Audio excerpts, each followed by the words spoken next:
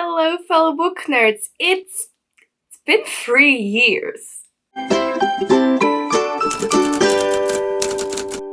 Hello everyone, this is Gabby and today we are doing the Booktube Anniversary Tag because it's my Booktube anniversary, so I thought this will be a fun way to celebrate. I am still a little nasally because I'm still recovering, so forgive the frog voice. I'm gonna link the creator who I used for the that's such a weird way of saying it. I'm gonna link the person who I got the questions from. That person like combined 2 different tags and I love the questions. I feel like they're just so tailored and insightful and all of the good stuff. So I decided I'm gonna use this one for my questions, but it's all gonna be linked down below. So do check out their video as well because it's really nice and I actually found someone new to watch, which was really cool. I don't know how much preamble we want to do, but yeah. It's my anniversary, we're gonna do this tag and probably have a lot of nice conversations. So I don't know, let's just kick off. Question number 1 is, how many years on Booktube are you celebrating? So this will be my 3rd year. So I started on 28th of June 2019, which feels crazy because of course now it's June 2022. I cannot believe that it's been 3 years. That is really crazy. Question number 2 is, how have you changed from your first video to now? It's crazy because I was thinking about this question. I didn't pre-prepare my answers, but I did read through them and watch the video. So I was like thinking about this answer when I was like taking the screenshots and I was just thinking how much has changed. When I first started, I just turned 22. I'm pretty sure because I'm 25 now, so that would make sense.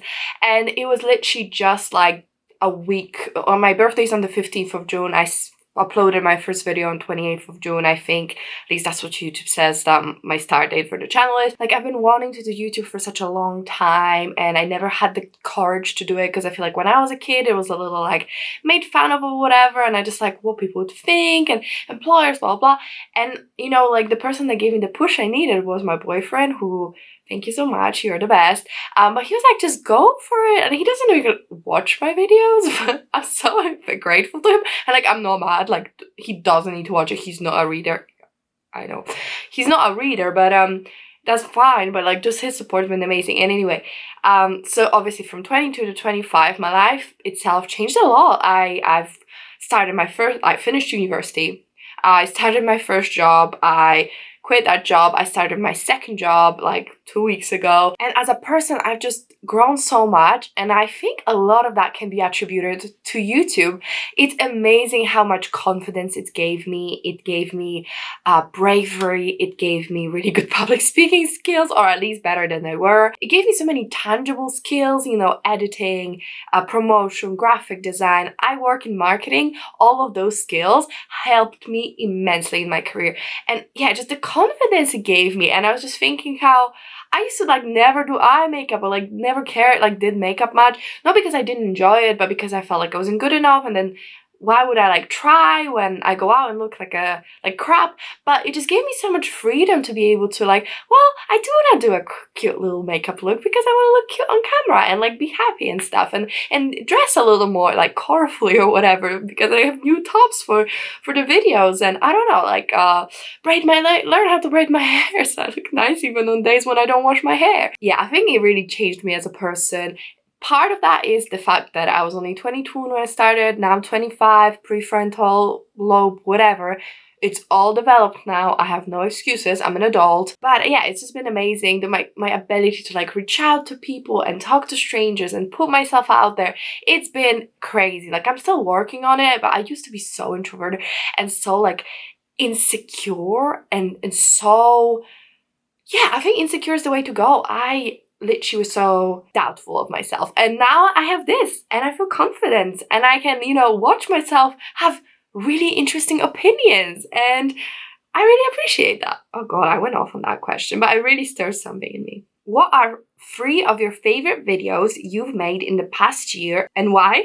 / what video I'm most proud of and why? I really like my favorite fantasy and sci-fi standalones because I feel like I love standalones. So that was really fun to do. I did this, okay, so I technically did a video not last year but the one before, but I made a video that was like recommending books based on Taylor Swift's Evermore album, and then this year I did read books as read songs, and I thought that was really fun to do. A video I really enjoyed, and actually I should do more videos like that, I just don't quite have the critical skills, is the Why the Death of Jane Lawrence is the Perfect Modern Gothic, because I actually had to do like some research for it and like went in a little bit, you know, exploring what Gothics are, what like the staple is, how that book kind of fills into this, and I definitely want to do more stuff like that. I keep saying I want to do more like analysis, that kind of stuff. That's hard and takes a lot of research, and I am busy right now, but I really did enjoy that one. And I just did so many fun reviews that I really love. The 5 Reasons to Read 6 Crimson Cranes by Elizabeth Flynn, I really love.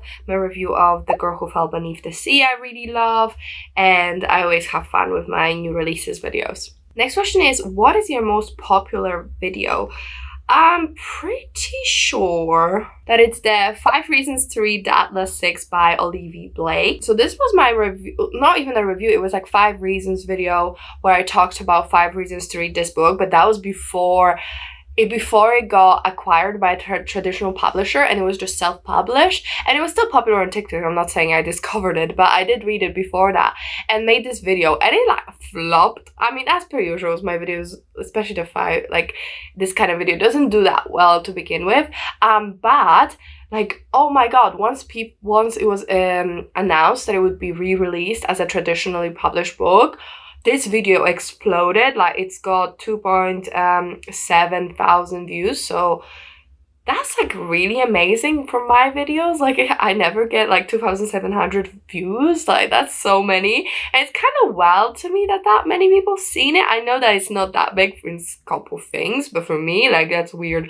And then my second most popular video was She Who Became the Sun by Shelley Parker Chan, which is 2.5k, and then 5 Reasons to Read 6 Crimson Cranes is 2.2k, and then it's like 1k, and I've got a couple that have got 1k, but like 3 maybe. So yeah, that video did really well, and thank you to Olivia Blake. And I still got that terrible thumbnail before I changed my style, and you know, it is what it is. Next question is, what have you struggled with on Booktube in the past year, and how did you overcome that struggle? Or what's the hardest thing about creating videos for YouTube?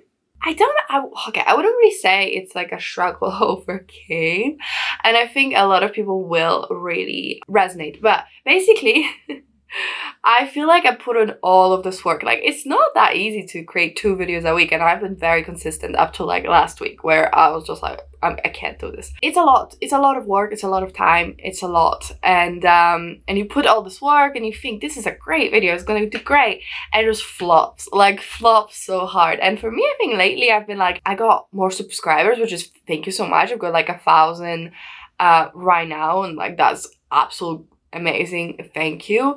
But the views don't go up. Once in a while a video will do really well, but most of them are like 20, 30, 40 views, and considering how many hours of work that was, it's a little disappointing, especially the videos that I thought like were really interesting and fun.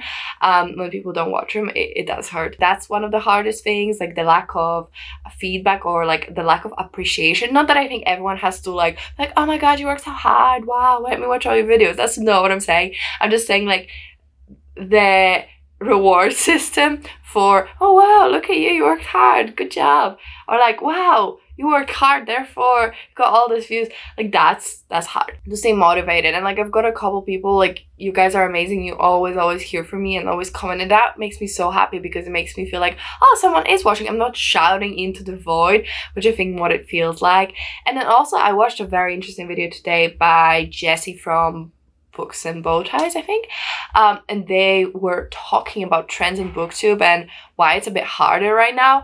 And it basically all comes down to like run-of-the-mill content not doing as well, and more basic videos not doing as well. It's more like about big projects, creativity. And like, the thing is, right, I love the idea of doing more like creative stuff.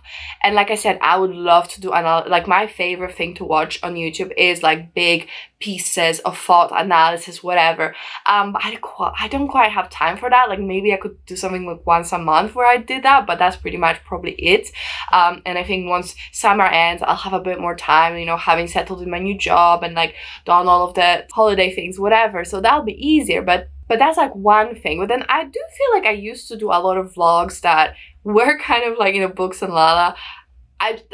She's a big like inspiration for me, and I actually did kind of similar but not as high concept experimental as her. But I did used to love themed reading vlog when it's like experiments and trying different stuff. And I don't know, they never got any kind of traction, like literally would get 20 views max, and it was just so much work, and I was so stressed trying to read all of those books, and it was just not worth it. So I think like kind of figuring out what works for you. Like I keep hearing how single review books videos are not gonna do well, and they're terrible, but they do the best on my channel. They perform so much better, even if in the beginning they're not doing that well. Over time they collect a lot of views and they can get to like over 2,000. Some of them are like thousands. Like all of my probably in top 10 performing videos, 8 would be single book reviews. So I don't know where this question started, but basically trying to balance out what I enjoy making, what I have time and capability to make, versus what's popular, versus what people want to see, versus not doing it just for the views, but also like because I want to do it. But at the same time, if I'm spending, I don't know, 4 or 5 hours a week on this, and then 20 people watch it, is like, is it still worth it? For me, yes. This gives me so much joy and creativity, and I need it. Especially before I changed my job to something a bit more rewarding, I felt like I needed that. I needed that creativity, that boost of serotonin. Otherwise, I would have been so freaking sad and demotivated. And I already was pretty demotivated, but like it would have been so much worse. So thank you for YouTube, basically. But that being said, now I feel a bit better about my like personal life and work life, and I need to figure out what I'm willing to give and what I want to get out of it, kind of thing. Yeah, I don't know if that even made sense. Did I even answer the question? Have you had to deal with negative feedback or comments? How did you handle it? I've been very lucky. I've not really had any negative comments. Like maybe once in a while there'll be a weird one. Like I feel like that's mostly what it is. It's like strange comments that I'm like, what? And never, like I never had anyone tell me, you know, anything about my appearance. Someone did say something once where I was like, oh, about me using my hands a lot. I don't know. It's funny because I was like, oh no, but that was like years ago. I don't really care anymore. Whatever, I use my hands. Oh, people did say like a couple things about my accent. Someone once said, I think I was like super annoying to listen to. Like my accent was so annoying. I was like, okay, fine, move on. I had way more people saying like nice things about my accent. I think it's changed over the years too. So like I'm not like sad or insecure. I was literally like, whatever. But yeah, that was like probably the meanest thing I got. I'm really lucky. Everyone that comes here, this is the benefit of having a small community. Everyone who comes to my videos. It's just the loveliest. Like people that actually comment on my videos all the time. You're not lovely because, well, you are lovely. Not just because you're nice, but you leave insightful comments that engage and are fun, and like I can really, you know, talk to you, that kind of stuff. So I love that, because once my videos like get a little bit more traction, I get some weird ones. Like someone once asked me to like take photos of and send them the last 2 chapters of a book, and I was like copy these 2 chapters, I need them. Bro, I don't know you. That's copyright infringement. The hell? Okay, next question is lovely. So it's Shoutout, a huge supporter of your channel. So I want to spotlight Hanan. I refer to Hanan all the time in my videos, and she's been such a support. So before we like became friends, she just found my channel from a random video and been commenting, but her comments are always so insightful and fun, and even if they're not like insightful, whatever, they're just like great video, like so much support. Hannah's always giving me so much support, and I appreciate that and love to bits. And I love that we were able to take this friendship offline, and we now hang out in real life, which is absolutely crazy and bonkers, but we're very close friends now. She made me this bracelet, which was a lovely gift. Yeah, I love love Hannon. Thank you so much, Hannon, for all of your support. Seriously, if it wasn't for you, I debated quitting, and then I would see your comment and be like before we even spoke like one-on-one, I would be like, maybe I should just quit. No one cares. Literally, no one gives a fuck. And then you would comment and make me happy and make me want to post again. So thank you so much for all of your support.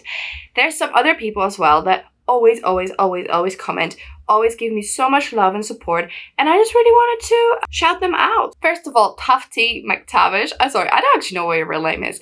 Thank you so much. You're amazing. Always commenting, always very interesting stuff as well. The Bookish Mom always comments. It's always amazing. Go check out her channel as well. Mr. Rorosuri, only for a page. If I missed someone, I'm sorry. I did not plan this video, so it's just me scrolling. But thank you everyone for your support. This question, okay, what's the best book you've read in the past year? Magic Steeped in Poison was very good. Girl Who Fell Beneath the Sea was amazing. Let's go with those because I don't know. Okay, next question is, where do you see your channel in a year's time and what do you hope to have achieved? Ooh, that's a difficult question. I mean, I feel like forever, my answer, well, since beginning, my answer was, I want to get to 1K. I did it now. I am so happy because I've done it now, you know. I've got a 1K on YouTube, which is awesome. I mean, I'd love to see that number grow. I don't really have a goal. I mean, it would be really cool to get monetized, but really my focus now, I don't want to focus too much on subscribers right now. I really would love for the average video views and like duration for that to increase. So I'd actually prefer, you know, like just the same amount of people being subscribed and more people actually watching the videos. That's what kind of I would love to have happen. I just love for people to actually watch, even if every single one of my videos could make it to 100 video views, that'd be sick, because right now even that's like kind of challenging. It's always brilliant when one of them, you know, gets like 300, 500, 1,000 views. Like, that's really cool. I don't know, I don't want to set too many like goals and then not meet them and be sad. What was an unexpected surprise of being on YouTube? I do think like the thing, like how much it changed me and made me grow and become a more confident person. Like, I thought I would make friends, you know, like a major reason why I did it. So that was already like, I thought I'd do that. I wanted to practice my editing skills and my graphic design skills. So I knew kind of I'd be getting those things, but I guess I didn't think it changed me so much. It made me so much, yeah, I don't think it made me so much more confident and happy. Ooh, thoughts on equipment. What has been the most useful piece of equipment you've bought? It's an interesting one because I've really not bought many things. Like, I was fortunate enough to have had, like, I've had this camera probably at least since I've been like 19, 18. It was a gift from my parents. It's not the best, but it's really good considering how old it is. Like, it must be at least 6, 7 years old. I know it could be better because it could be like 4K, whatever. Like, it could be really high resolution and stuff, but I don't want to mess with it too much. Like, I've been thinking about maybe buying a new camera, but I love that this microphone, this one is, I would consider pretty good. I love that it has a viewfinder, like the, you know, a flip screen that I can see myself in directly above. So it makes, when I look at the, I actually look at the screen, I don't look at you guys. I look at the screen and I look exactly like I'm looking into the camera. So I love that. And it's really just been doing me very, like, it's been so good for me. So I'm really glad I have that, and then I have to use like my phone. Hands down, the one thing I actually bought was the Ringlight. And the Ringlight is pretty amazing. Like, I love the freedom that it gave me. I don't know if it made the video quality that much better, because a natural light does make it look really pretty, and I do have to do some more editing and color correction. I don't know, everything was so freaking green if I don't do color correction and stuff. So I just got this ring light from Amazon. I mean, it wasn't like super cheap, but it wasn't like ridiculously expensive either. But one of the best things that came with it was the stand. It's getting a little wonky, but like just the amount of like adjustments I can do to it is amazing. And the reason I love the ring light, I kind of cut myself off because my camera was getting too hot, so I don't remember if I said this already. Basically, the freedom it gives me. I used to be like tied to outdoor light, and the thing was like, if I had time in the middle of the day to film, like that was brilliant. But then I actually got a job, and like it was so hard to coordinate when I could film, what times, what angles. Like it was just so limiting. I couldn't really film outside of, like my bedroom with a really big window. Like it was really hard. And now I can film at night if I want, really early. I can close all my blinds. Like right now there's a Ed Sheeran concert going on outside of my house. Like I'm not being like fastidious or something, like there's an actual Ed Sheeran concert, so I can like close my blinds and at least make it a little bit quieter. So that's been a massive perk of the ring light. I don't think I quite know how to work with it perfectly. Like you can see all the shadows and stuff like that, and I do have like overhead lights, but I don't know, it's like a work with progress. It's not exactly how I would want it. Like if I could have a dedicated space to it with, like not a ring light, but those like softener thing lighties with all of that crap, like that'd be amazing, but I don't have space for that. Like I share my room with someone else, I have to be like considerate. So that was one, like definitely really good purchase though. My boyfriend does have like an external mic, the Snowball I think it's called, and I tried using it and I didn't love it. I don't know, I felt like my voice sounded differently, and I'm just using like the internal microphone in my camera right now. I do want to try because I would love for the sound to maybe be a tiny bit better. I do think that Premiere Pro and its noise reduction actually made such a big difference. Like sound is one of those things that I feel like if it's bad, if there's a lot of background noise, but not just like people making noise, but more like, the static. I really don't like the static, gives me headaches. So I think that's like a really big sign of good video production when you don't have that static sound. And you can do that so easy, Premiere Pro. I don't know if you use Premiere Pro, but like pro tip. And I pay for Premiere Pro. It's not cheap, but I'm fortunate enough to have a full-time job, I can afford it. So I pay for Premiere Pro and I pay for Canva. I think both of those do serve me well. Canva I could probably do without the pro version, but it just saves me so much time, and I think that's worth it. Personally, yeah, it's just worth the time for me. So yeah, those are all the equipment. I think the softwares are pretty important. But yeah, maybe I'll change the camera, but I don't know what to. I can't find like consistent information. I want it to be exactly like this one, basically. Just better quality of image is all I want. Okay, and the last question is, what advice would you give to someone thinking of starting YouTube? I would honestly say just do it. I know everyone gives this advice. So what's some actionable advice I can give you? I would say maybe come into it with a plan, but also don't overthink it too much, because you will change throughout the time. What you like doing, you'll figure that out. What people are watching, you'll figure it out. You really don't need that good of an equipment. Like seriously, I know I was lucky enough to actually have a camera. I know not everyone does, but like probably your phone's better than mine. My phone's camera is just like not that good. But phone cameras, like some of them, like the new iPhones, I would say is probably better than my actual camera quality. So you can definitely do it with that. Use natural light, whatnot. Big thing that I personally think when I watch new people's videos is the sound for me. Personally, again, I don't really mind so much the bang, like if someone bangs, like I hate it on my videos because I feel like people really mind. So like if my housemates are like cooking, which they were doing today, and if you heard it, oh well, that does bother me a little bit, but I'm trying to let go. And and like I would never have filmed with like the concert going on, but like it'll be here for 6 days. I will not have time to film any other time. Embrace that, but like get rid of that static, so you can do that super easy for Premiere Pro. I've never used I've used Sony Vegas, but that's just as expensive. But whatever you can use, maybe just do a little bit of research just to see if you have noise reduction, because I think that makes massive difference. Really, really huge difference. And yeah, and go for it. Like I seriously was so insecure, and now I'm so much happier. And I didn't want to film this video, and I felt like, oh, I don't want to do it, I just want to lay in bed and watch TV. But like no, now I've filmed it, I've not shut up for 30 minutes, and I've had a great time doing it.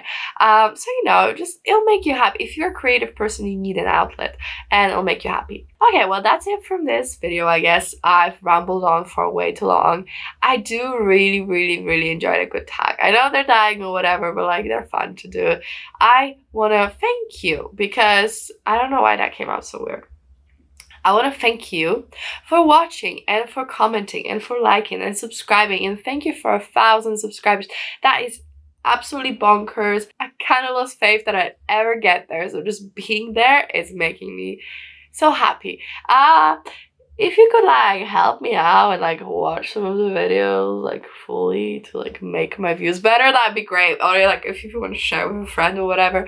Sorry for my quickie voice, my camera's overheating again. That is one bad thing about my camera. Oh my god, the overheating. Anyway, I love you so much. I'ma leave you all the good stuff. Bye.